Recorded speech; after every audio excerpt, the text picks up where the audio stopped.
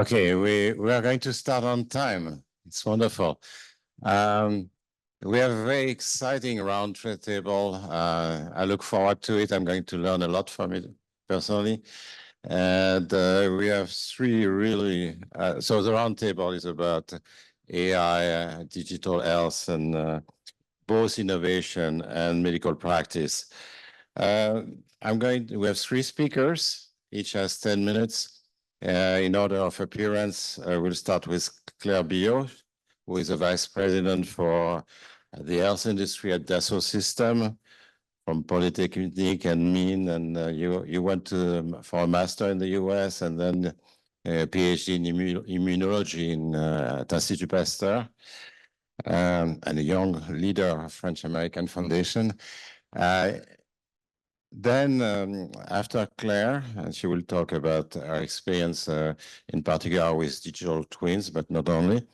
And then we'll have Edwin Morley-Fletcher, who is a former professor of public policy at La Sapienza and has been president of Linkeus, which was founded like 23 years ago. And there's a lot of, among other things, there's lots of activities, but a lot of EU contracts, PPPs, and the like, funded projects. He will tell us about his experience as well. And then I'm not going to introduce Ariel because I already did that this morning. And without further ado, I think we should be starting. So we're starting with Claire. Thank you so much. I am very happy and honored to be here today with you. One additional comment, a quick comment. I've been working at the French Ministry of Health in pricing and reimbursement. I know you heard about that yesterday, so you can also call to that experience from the past if you want. And so today it's my great pleasure to talk to you about virtual twins, and you're going to see how it connects with health data. But maybe I'm going to start by telling you what is Dassault System, because we're in France and especially in Toulouse. And so when you hear Dassault System, you hear Dassault, and you think about the fighter jets, Rafale. And actually, we were born as a spin-off from Dassault Aviation 45 years ago, because some engineers built the 3D model of the wing of an aircraft, and Marcel Dassault understood the value of that 3D model way beyond Dassault Aviation and even beyond aerospace. And using virtual twins, we have really dramatically changed the way aircraft or cars are designed. Today, 95% of the crash tests for cars, for example, are done using virtual twins of cars that you're going to crash against the virtual twin of a wall. And obviously, you're going to use real cars at the end, but it's going to be much faster, cost less raw materials, it's more sustainable, and it also allows to explore a much broader design space. And so we want to do this for healthcare. And why do we care? Well, because we think it's time to act now.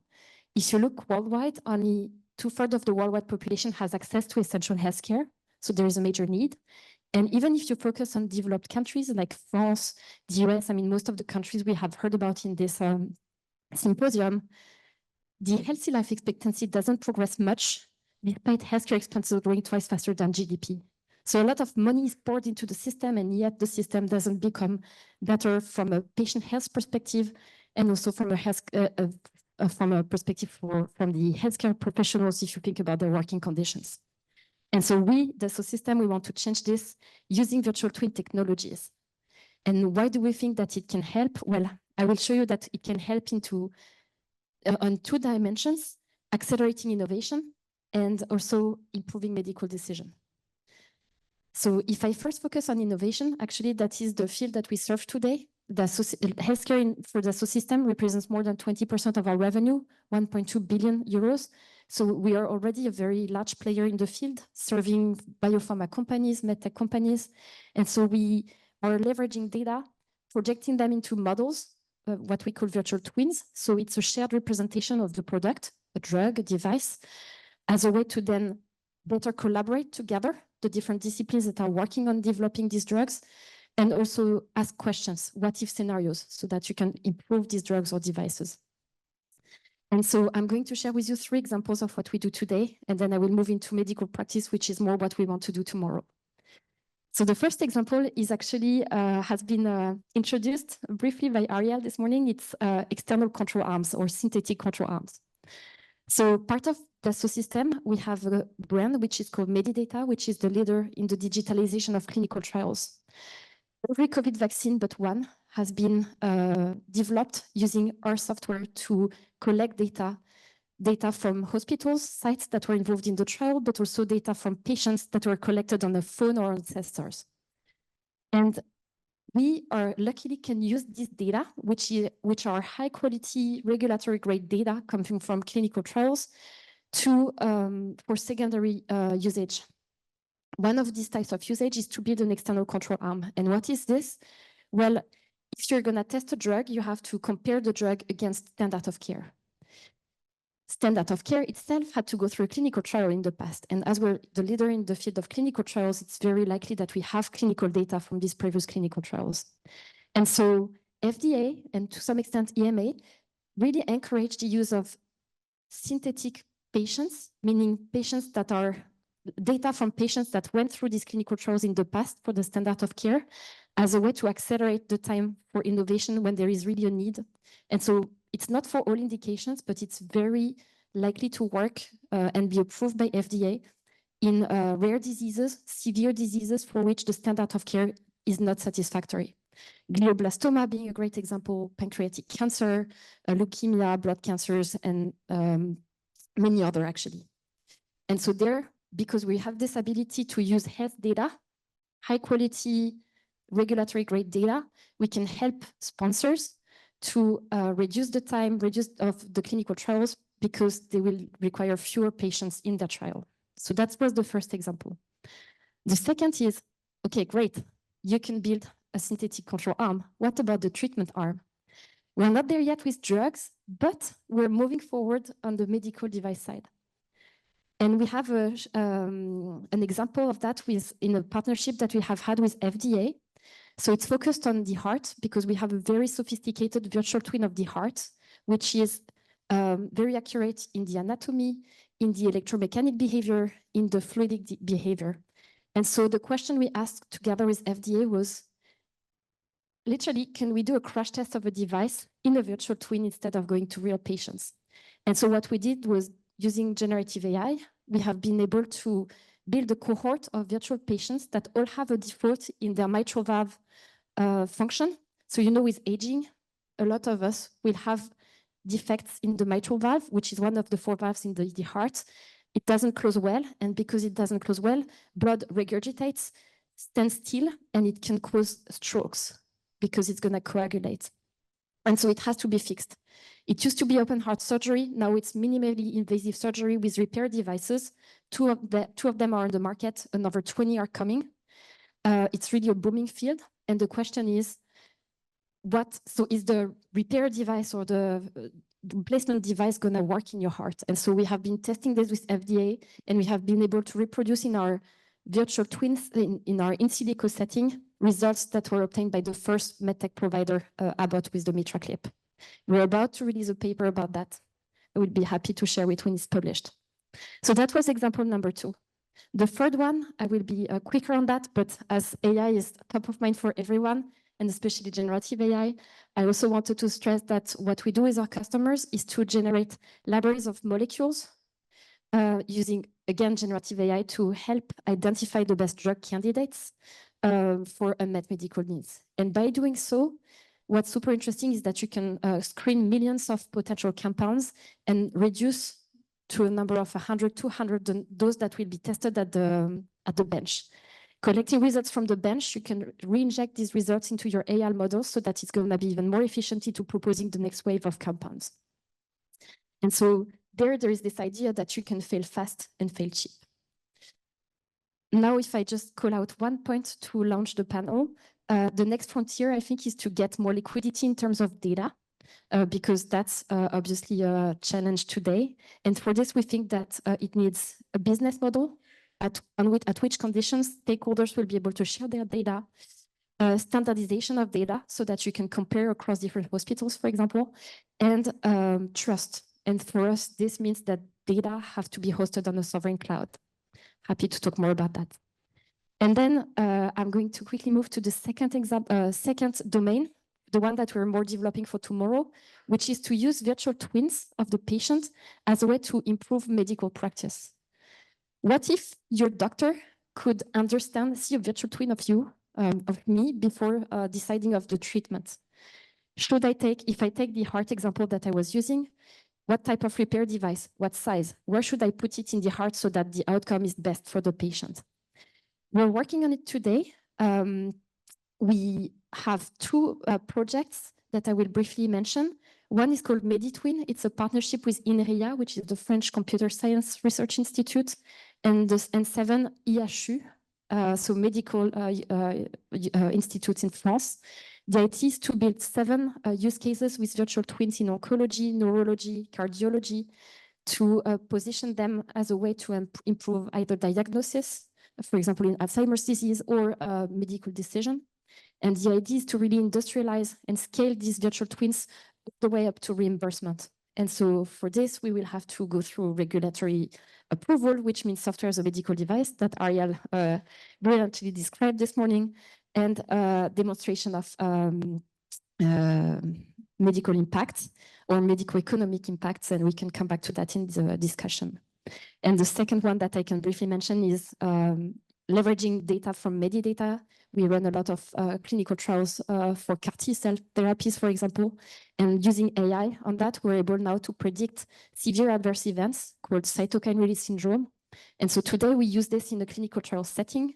If we want to put this in the hands of practicing physicians, this would be something that is used for medical decisions. So here again, it has to be software as a medical device and has to find its business model.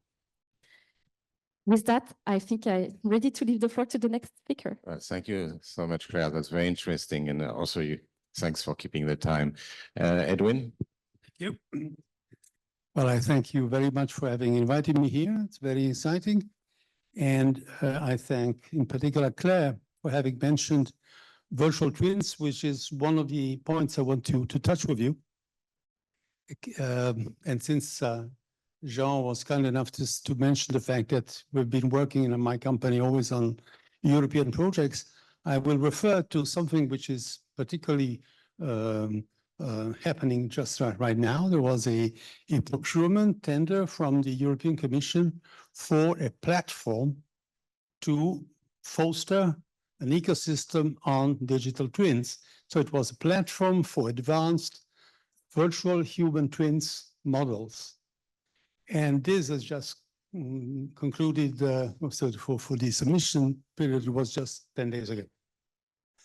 There is a riddle about this because often it is quite complicated to understand what the European Commission wants. And it is an ever more important investor in this area. So it is important to clarify this. In this specific case, there's been, well, a lot of talk everywhere about virtual human twins. The European Commission has been talking already from some time about the European Health Union, about European health data space, which should be the basis of this union, and the way of organizing what Claire was advocating, so the possibility of exchanging data, etc. And in particular, there have been rumors and discussions and recommendations already for some years to try to support the member states because the health sector is still a national prerogative. But the Commission has been intervening on the technological side, on supporting the digital advances there, and creating common infrastructures at the European level.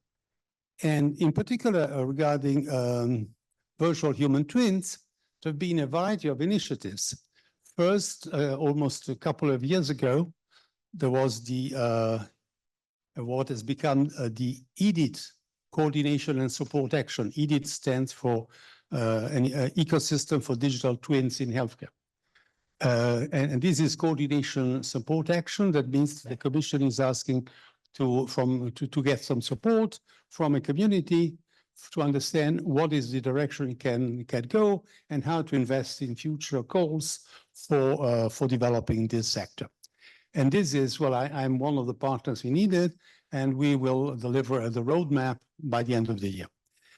Besides this, there was been, by the end of last year, in December 23, the launching from the European Commission of a virtual human twin initiative, to which with a manifesto which has been adhered to by a number of important partners and well, minor partners. So both Linkeos, which is a minor partner, and so which is a huge one, are all signatories of this manifesto, which has been supported by 100 and more entities by now. And then there was this procurement. So the riddle is about how to interpret this procurement. Because if you look at it, something are quite obvious. They were indicated also in the work done by the EDIT part of the, because EDIT was tasked with preparing a roadmap, but also with preparing a repository for resources and of designing a possible platform, a simulation platform.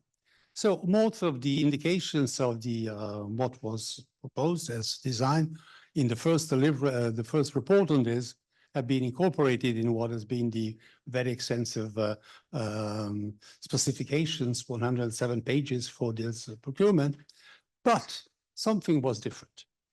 And while we had spoken of a way of having all possible pseudonymized data getting into the game, now the interesting thing has been the fact that only, only the user's identification data, which is obvious, but for health and disease data, only anonymous and fully de-identified synthetic data are admitted. So this is a big change. And it is indicated explicitly that pseudonymized data are not accepted. They might be accepted in a second phase, but not at the beginning. And so there is a choice there, a choice which is needs to be interpreted and which has a background. The background is that, in fact, there is a fight on how to use data. And especially in Europe, we have much stricter conditions than in elsewhere, specifically in the United States. We have the distinction between anonymized and pseudonymized data. Pseudonymized data are data which are de-identified somehow, but there is a key for re-identifying them, and somebody has got this key. Now there was a sentence, a ruling by the European Court of Justice in April 23, saying that if the entity receiving the pseudonymized data does not have the key, that for that entity, those data can be considered as anonymous data. This has been appealed by the European Data Protection Supervisor. And so the question is still open because we don't know what it will be the final judgment. But this is a revolution because, in fact, the way it is indicated in the procurement by the Commission now, the data should be irreversible, definitive, and so it is sticking to the definition of anonymization, which was given already 10 years ago by what preceded the European Data Protection Supervisor, but it was in Article 29, which had this very strict definition, which is in contrast with the definition given in the General Data Protection Regulation, which is more flexible. It speaks on reasonable non-re-identifiability.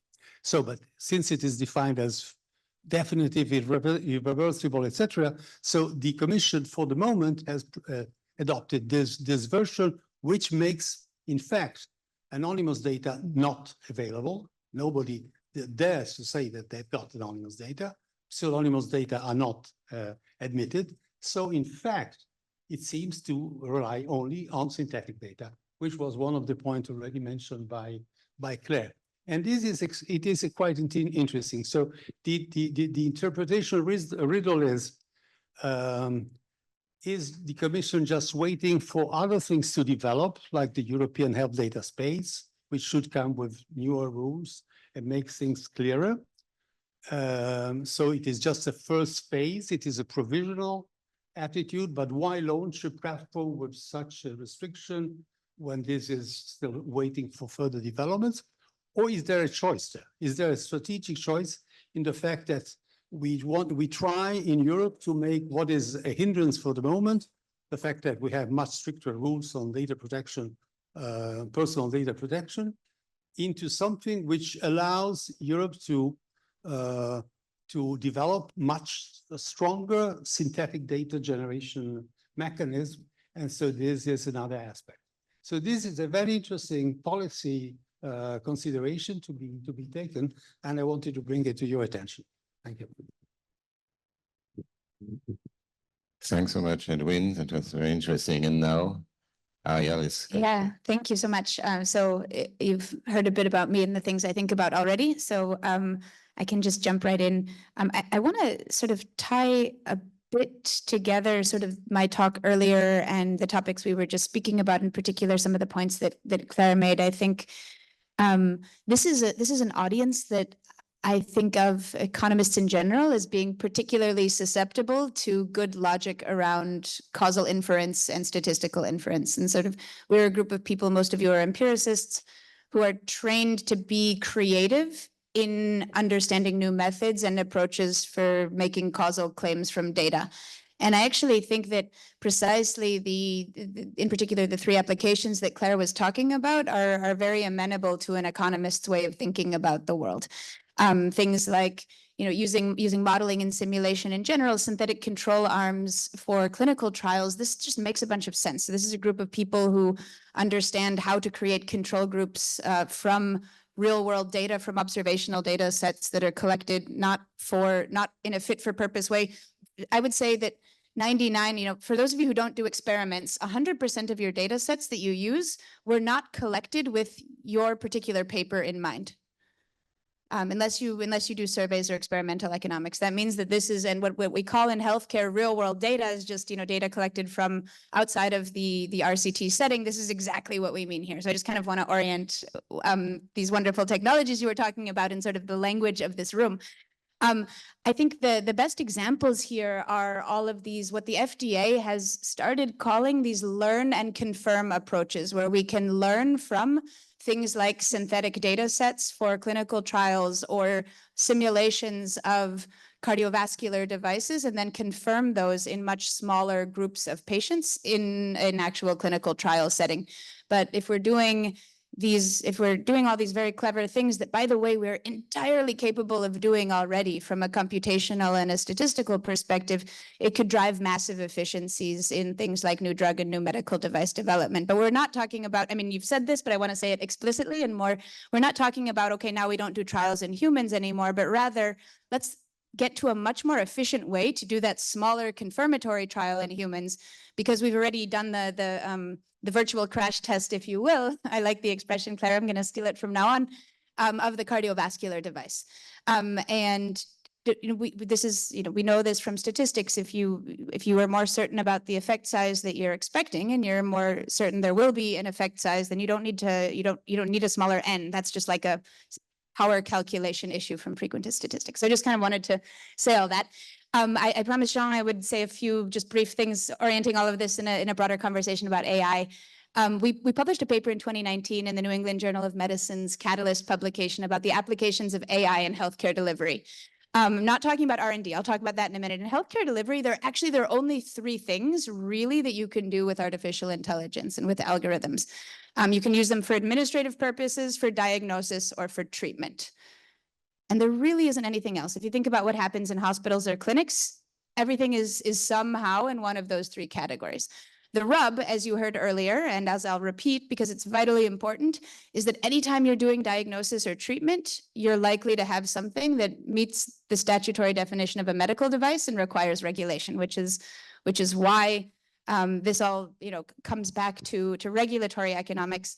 I think there are massive opportunities though on the administrative side. So it's wild that I have to make 3 phone calls to schedule a medical appointment. Things like clinical notes, scheduling, even triage, which is actually a higher risk activity. All of this can be done better and supported by AI. And then there are some of these exciting applications in the discovery, in the R&D phase. Using things like digital twins or virtual twins to support drug and medical device development, I think is the main one. We can talk more about that. But of course, along really the R&D trajectory. I just want to say that there's a wonderful article that I did not write, but 3 of the authors are my co-authors. So I feel an affinity for this article. It was just published recently in JAMA Network Open. It's a super short piece, and they just did a survey of drugs that have come to market that actually somehow use artificial intelligence in R&D. It's not that many. So the total number, if you actually look at the data, is 164, I think is the number that they come up with of examples that they could find where you see R&D that involves artificial intelligence for new biopharmaceutical products. Only one of those examples is a drug that's actually on the market. So it's not like all of our new drugs somehow were developed with AI already. We're still very, very early in the pipeline. It doesn't mean it's not happening. And I actually believe it's happening faster than most people in the room probably believe it's happening. But we're still in the very, very, very early days. And then I'll say that one more thing, which is the final table of this 2019 paper we have about AI and healthcare delivery is about this technology development trajectory, which we borrowed. It's an MIT Tech Review framework for thinking about the stages of technology development. The vast and overwhelming majority of the AI things we have going on are in on the very left of that trajectory. So there's a number of products that are actually on the market, whether those products are themselves the algorithms or they're products that were developed with the algorithms, is quite small relative to the early stage. You can't open a newspaper without reading something about AI in healthcare, but much of that is cool stuff happening in university research laboratories or in the R&D units of companies. But we're not yet sort of at the stage where suddenly all of our drugs have come to market because of AI. But it's in the pipeline. So. Well, thank you so much, Ariel. In terms of the topics we might want to discuss, and that will proceed in 2 stages. First, I would ask the participants in the roundtable to basically comment on each other if they want to, no obligation, and then we'll open to the floor. And I'm sure we'll have lots of questions about this. But maybe to structure those questions, I would like to come back to the themes that have been discussed already. The first big issues for the economists, of course, is the business model. Who is going to pay? How you are going to reimburse that? The value proposition, basically, and also that also means something to do between Europe and the rest. So for example, who is going to have access? Will you have a discriminatory access policy, given that Europe will pay for this program and so on, compared to other countries of the world? So that's one of the things, the entire business proposition thing. Second thing, which has been discussed a lot, was the data. And that there are various reasons why things may go wrong. So I understand that privacy may be an obstacle, maybe a reasonable obstacle, but an obstacle to this. Claire talked about synthetic data. Edwin actually went to discuss the fact that it's much stricter in Europe than in the US, and does it mean that we are doomed? That's what or other ways to avoid that. But that's not the only issue. I mean, one of the things is that there is a question of data ownership, which is that the big players, the dominant players, might be reluctant to share the data with the others because it's a competitive advantage. Can we force them to do that? Is there someone, in terms of, maybe that's not an issue, it's an issue for the things, but do you have anyone to standardize the data to be useful? It have to be standardized. Usually it's done through standard setting organization or through antitrust, whatever, but you need someone to actually standardize all those things. And then Ariel mentioned this morning the updating of data, which is also, if you want to get approval and what happens, basically the big thing about AI is that it improves over time. There is a feedback loop, which is important. That if you cannot update, that's pretty bad. So all those issues on data. And then the third issue I want to, maybe we could discuss, is basically it's a much broader issue in economics. There are lots of papers on that, and many of them outside the healthcare sector. But what is the complementarity between AI and humans, basically? And Ariel touched a little bit on that, but not from the point of view of this point of view exactly. I mean, of course, the issue of virtual twins versus human experiments on humans. clinical testing on humans, but there is, more closer to the academic literature, there is a relationship between AI and innovation. I mean, are we going to still use people like us, or are we going to be replaced by AI? And there's this big debate, are they complements or substitutes? Pierre has shown me a paper which basically in which there are complements, but that's in a specific field. So basically AI is about reducing the scope of feasible, of promising routes, and then you still have lots of false positive, and then you need domain knowledge to actually, so there's some complementarity. But, in general, there could be some complementarity and substitutability. And that's a subtopic I would like to emphasize. Now, I've spoken too long. I suggest we first ask Claire, you want to react? Thank you. Well, you raised so many points, so I'm going to try to address some that will echo what the other speakers shared. I'm not sure I will hit all of them. Thank you for what you described about AI. The one thing I might add is there is obviously a hype about Gen AI. And when it comes to Gen AI, what we see right now is it's mostly focused on life science companies. Obviously, the most excitement comes from R&D, because the idea is really that you can generate a universe of potential molecules, drug candidates, and that will accelerate. And then regulatory, because of, text summary, gathering data. So we see a lot of hype there. Regulatory quality, can I generate my annual product quality review with AI or with Gen AI? On the healthcare side, it's more administrative, I would say, and it's kind of using the synthesis functionalities of Gen AI, which is, okay, if the companion of the doc, can it be a physician assistant? Can I get bits and pieces of the patient medical record as they are spread everywhere as of today? If the Gen AI tool can gather all this information, this is a valuable time saved for the physician. Synthetic data, one comment and one question, maybe for the panelists. The one comment is, we have had to go through synthetic data. I've been talking about synthetic control arms. The limit of that is that the data we use belong to the sponsor of the clinical trial, so we cannot share them with the client that wants to build a synthetic control arm. So we actually had to find a way to anonymize this data.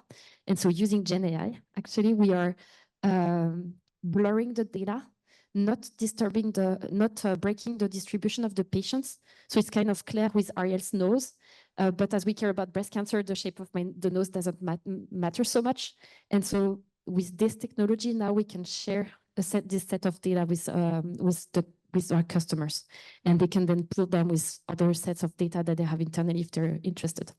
Now, my question for the panelists there is, when we're talking pseudonymized versus anonymized data, and maybe especially for you, Ariel, as you have one leg on each side of the pond, what is it that the US does better to define what is a pseudonymized data? Is the Safe Harbor Act, for example, helpful in really setting some boundaries between what is considered as anonymized versus pseudonymized? And business models, well, I guess we can save this for later because I've already been long, but happy to, I'm expecting questions. Thank you. Well, I think that besides the administrative, the treatment and the diagnosis use of artificial intelligence, one should consider also the predictive function. And this is what fits particularly in the virtual twins, because the real strength and the very strong transformative power of virtual twins is that they allow to predict various alternative paths for the unrolling of the life of people. And so this can be really strong and has a great potential. But now that's what makes it so paradoxical, because having this restricted for the moment to synthetic data, specifying that this synthetic data, but also have a privacy assurance assessment. So they must be proved anonymous in a way, being synthetic. They are generated, so the artificial data, they are generated as synthetic data. They do not refer to personal data. It is clearly defined that this, so they're outside the scope of the GDPR. but they have the same patterns of real world data. They maintain the same statistical distribution and so on, so they can be representative very effectively of what these are and allow for being used in synthetic arms, et cetera, we have already heard. But it is paradoxical to try to use synthetic data as the basis for virtual twins, because virtual twins, after all, must absolutely eventually have to do with real world persons, with people who are specific individuals with specific characteristics. So this is a tricky issue like this, and it leads to consider this apparent paradox of doing this with this very complex technology as the one leading to the generation of data synthesis. And this is an interesting concept, and I think something which deserves more attention. And well, that was the point I wanted to make. Thank you. Great. I will try to quickly touch on a selected sample of those topics. Hopefully quickly. I want to double down on something Claire said, which is the applications of things like generative AI for things like regulation, but the sort of administrative bits. So there's a company that I'm working with. If anyone's interested, they'll give you a really cheap academic license. There's a company called Nyquist AI that has built this huge database of regulatory documents, mostly from the US, but also from Europe and China. And they basically have a searchable database, but it's also, they use Gen AI to say, find me all of the medical device applications that look like mine. And you can use natural language to sort of say, I'm in the process of coming up with a mitral valve clip. I don't know, we were just talking about this. Show me all of the mitral valve clips that have been approved by European manufacturers. And so you can actually start to do these exercises already. They're selling their tool to regulatory consultants and medical device companies, but this is just as useful for the people doing regulatory review. So I just want to sort of highlight this as an excellent example of the types of things that we should be doing already and are doing already to some extent. I think in terms of data sort of ownership, we could spend a 1 week workshop having thoughtful conversations about this. My personal hope is that we can move a bit away from conversations about data ownership and more towards conversations about data governance and data stewardship, and how do we think about mechanisms, and this is again where economists are probably quite helpful. How do we think about mechanisms and mechanism designs that make sense for ensuring access to data rather than focusing too much on like, okay, it's Jean's data, he owns it, I don't own it, but rather sort of what are the mechanisms through which all of you could do R&D with that data. So that's kind of my personal hope for all of that. There's some glimmers of interesting things going on. So Germany is in the process. There's a piece of legislation that passed in February to set up a national research data center to allow access to claims data, national level claims data, and then later other types of data, cancer registry data, not just for research. And I think this is quite interesting because with the European health data space, it's a lot of research applications. In Germany, any project that you have that you can say will generate social impact somehow will be able to access this data set. What that means is if you're a for-profit pharmaceutical company and you are using these data sets to bring a new medicine to market, you can claim their social benefit of that. And so it's not just academic researchers at medical schools and elsewhere, but it's companies as well. So this still needs to be built. We'll see if it works, but I'm sort of optimistic about these types of endeavors. I think similarly with the European health data space, sort of federated learning models, which we talked about very briefly last night, but the idea with federated, who knows about federated data models?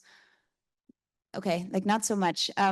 So basically, the idea is that the data stay where they are. So if let's imagine hospitals all have versions of a data set about cardiovascular patients, these data sets would stay within the hospitals on the secure hospital servers in the country and in fact in the city where the data set otherwise would live on a server.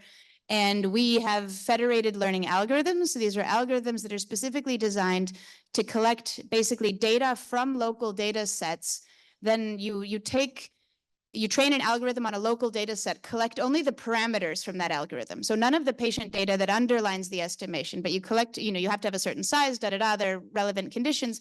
You then go back and you collect the parameters of that algorithm. You do that in multiple locations where all of these data sets are just sitting where they've been sitting all along, and then you do some meta-analysis where you can actually create a hybrid model based on multiple parameters. I think this is a very exciting approach that, in my very personal opinion, but I share it with many others, doesn't get enough attention. I think especially in Europe and especially as a workaround for data privacy regulations and in settings where synthetic data is not appropriate or available, this is a workaround.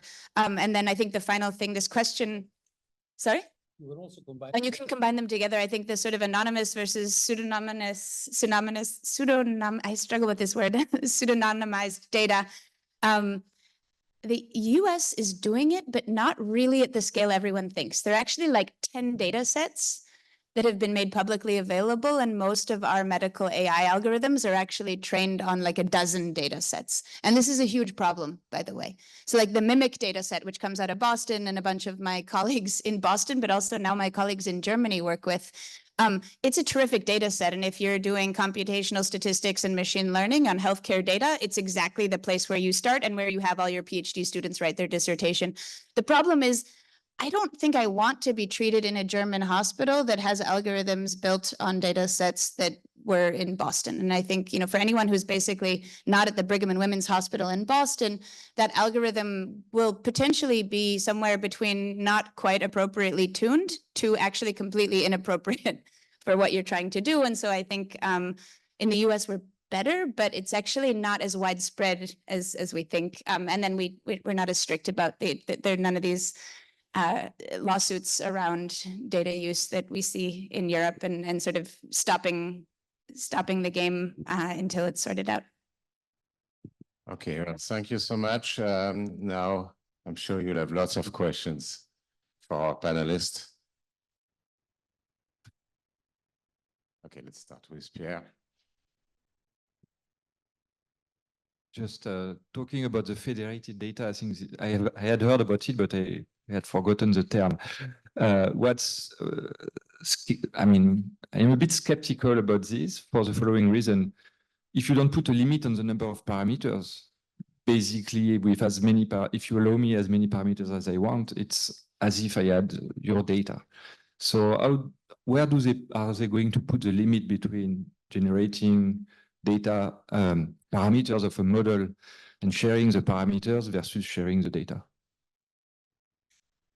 I don't have the solution. Yeah, no. So I mean, so there are entire fields of computer science where people are basically developing best practices here. I mean, I think just like anything else, if we're doing any sort of other statistics or applied statistics, we have to use best practices. Of course, there are massive risks of overfitting in general, and I think the world is doing much more of this than we admit.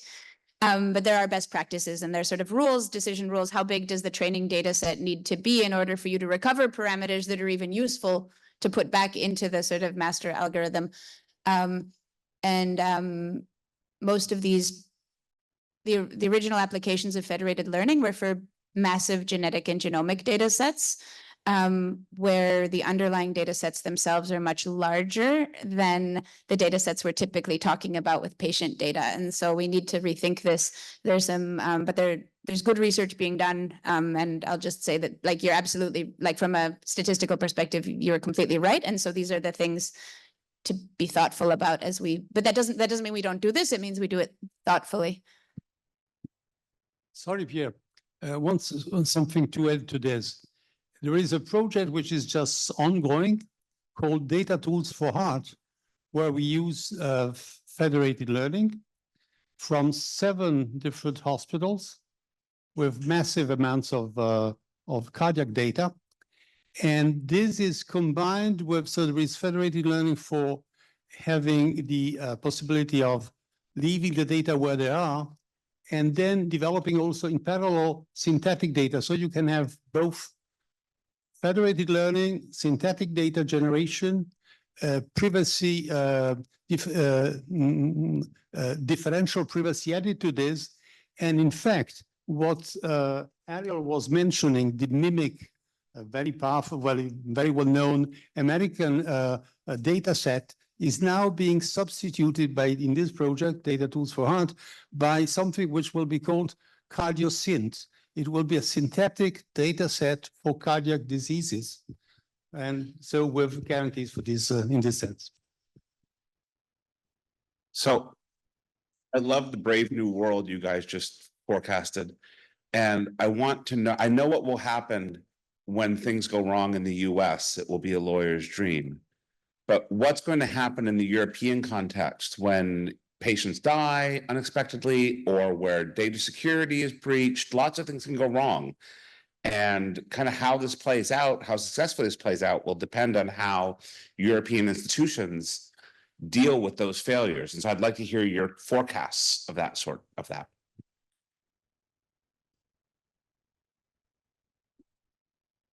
The way I would see it is that, like, if you take, for example, the use of a virtual twin to take a medical decision, it's considered as a medical device, right? It has to go through clinical testing, through market, like the CE mark, or market authorization in the US. So for me, the answer is they're gonna deal with it as they would deal with a drug. So there will be an inquiry, they will look for accountability, but I think the key to prevent that from happening is to demonstrate clinical evidence of safety and efficacy. And I would advocate for collecting real world data so that not only and actually that's maybe a point to echo, you know, I get validation and then the algorithm doesn't change. For me, especially when you talk about software used as a medical device, there should be easy updates, life cycling. And I think it can be managed through if you have a much more seamless relationship with the regulatory bodies. And that can happen if you can move from a document-based approval when you submit a 400-page document with a lot of content to really pointing to what data are important, and so that you can really have a discussion on this at this data level with the regulatory bodies that should allow for better life cycle of your product. It's actually part, even for drugs, for those that are familiar with the ACH rules. So it's the Council for Harmonization of Quality and Regulatory Rules. It's ACHQ 12, which is really about this life cycle of products. Hi, if you allow me, I'd like to start with a couple of remarks to explain my question. I'm not an economist, I may be one of the few here. I'm actually the managing director of a clinic here in Toulouse, specialized in cardiology. So this, I guess, brings me another perspective on what you guys talked about, which is, by the way, super interesting. The second remark is, it really feels like history is repeating itself, because when I hear you talking about AI, and I think you touched on a very important point, it feels like in the 2000s when people were talking about information technology and how it's going to be changing the entire world and the way we do stuff. So we always tend to overestimate the grand stuff and underestimate the small stuff. Best example is you all writing on paper still today.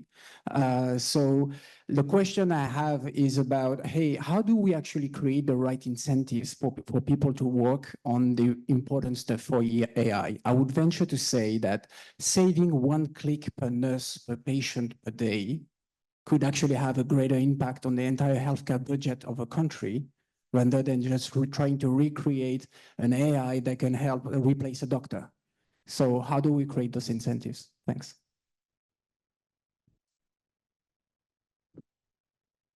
Thank you. I agree.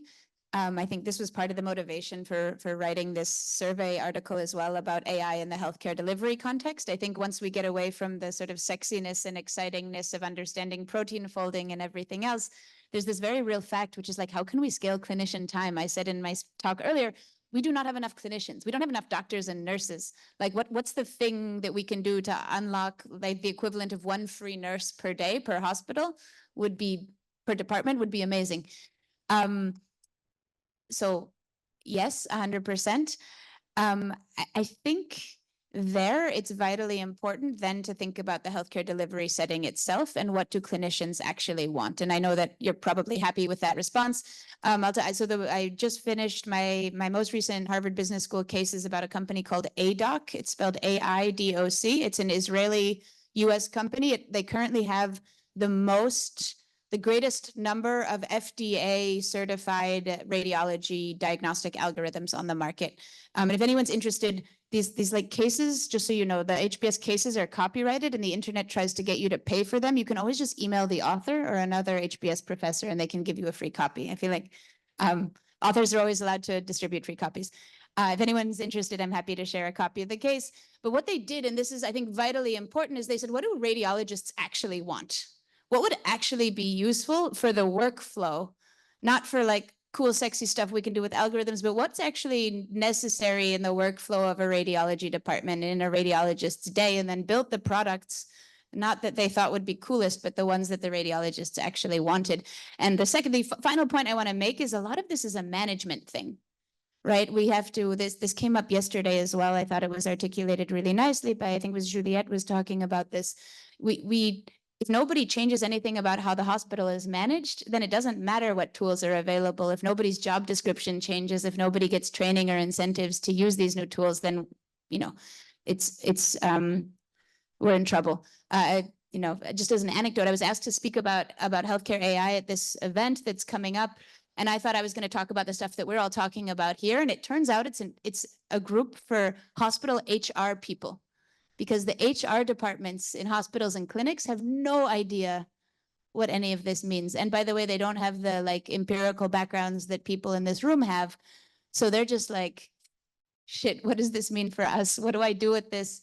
How does this help me do my job? And so I think part of the work we need to do now is the translation, the actual healthcare management, not the innovation stuff, but the like management. So yes, 100%. And we have plenty of work to do. Just a few additional comments.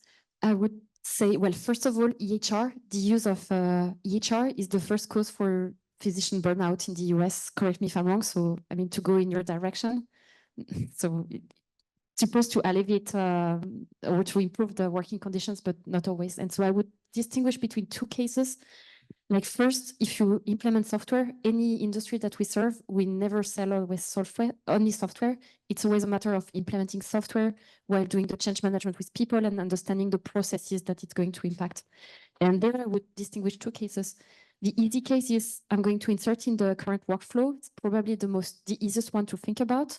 Probably it's more incremental innovation, but it's good because it requires less change management. Here, I would say that the user interface has to be as friendly as possible so that it makes it easy for people to change, and they have to understand the value.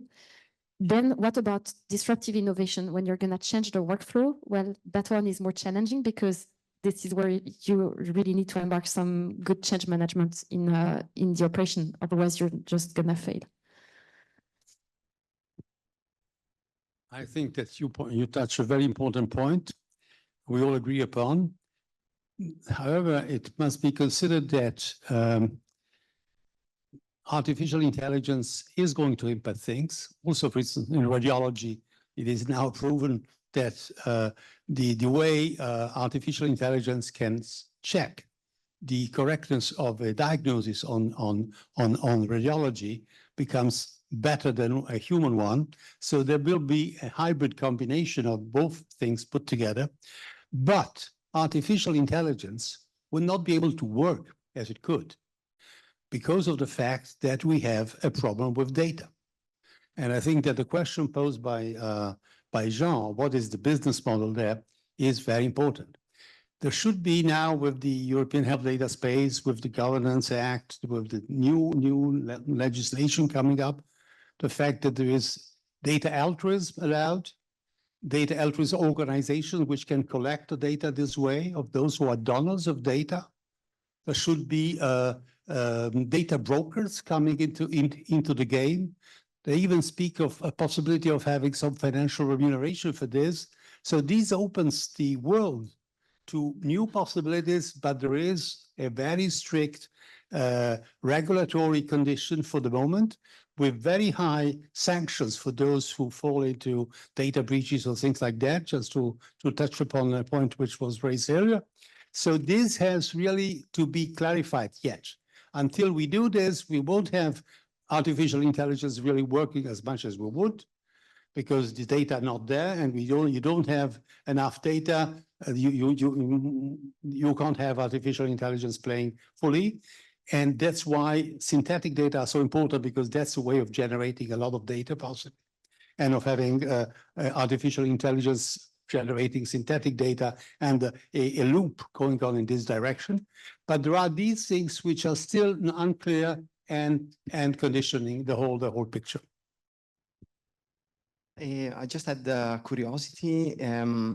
So my impression is that AI very often is not like works, but we don't always know why it works. And if especially there is an application for health, it's going to be really impactful. So I was thinking whether this is also going to impact, for example, regulatory approvals that we're talking like this morning about being like some, like, you know, it's not a device, but then if you approve something that we don't know exactly why it works. Yeah, thank you. Yeah, so the question is like about explainable AI versus non-explainable AI.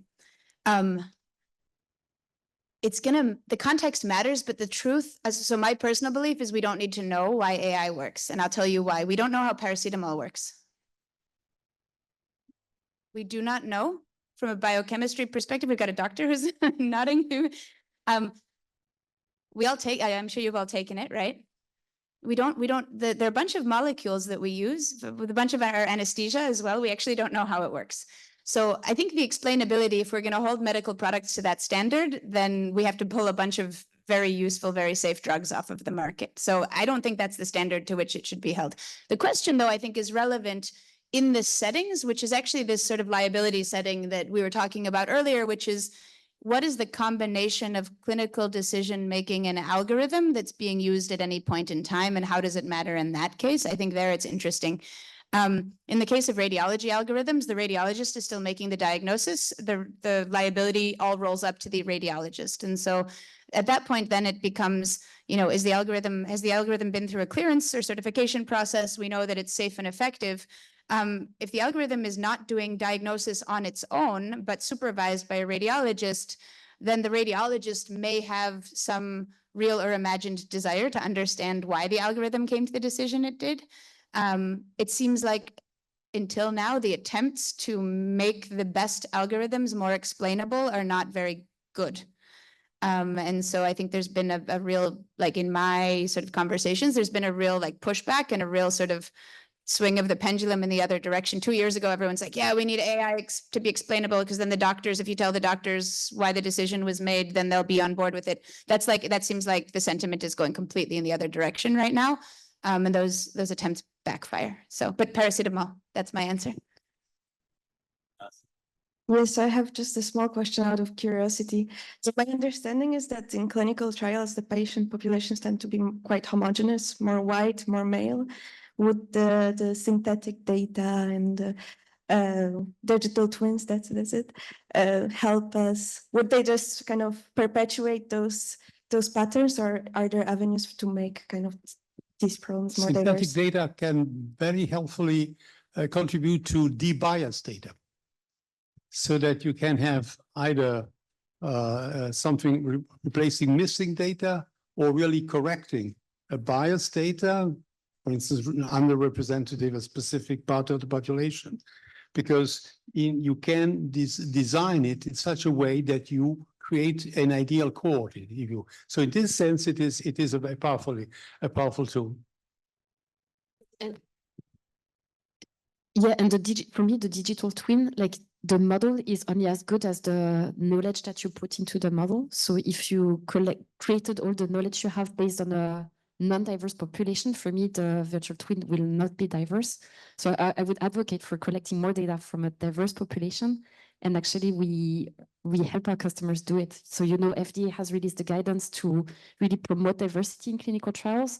And there are various ways we can do it. One way is to use the data we have from ongoing trials to identify the hospitals, we call them sites in clinical trials, that are good at fostering diversity in clinical trials. The other way to improve diversity in clinical trials is to make clinical trials accessible to people that don't live in a 15-minute drive from a large hospital. It's called decentralization of clinical trials. So what if you could do your trial with telehealth conference with the doctor, collecting data on your phone or through sensors. And more pharma companies go there because they have understood it's a way to increase the diversity in clinical trials. Ariella, last word? Just one last Edwin. comment is if anybody is interested to learn more about virtual human twins, there will be a large conference on the 15th and 16th of July in Amsterdam, and some people could still ask to come and be invited. Just look at the EDIT, so EDITH-CSA website, and you'll find the way to register if any of you is interested. On those words, I would like to conclude, not call it a day because we have another session, but thanks so much, the three panelists, a wonderful panel. Thank you.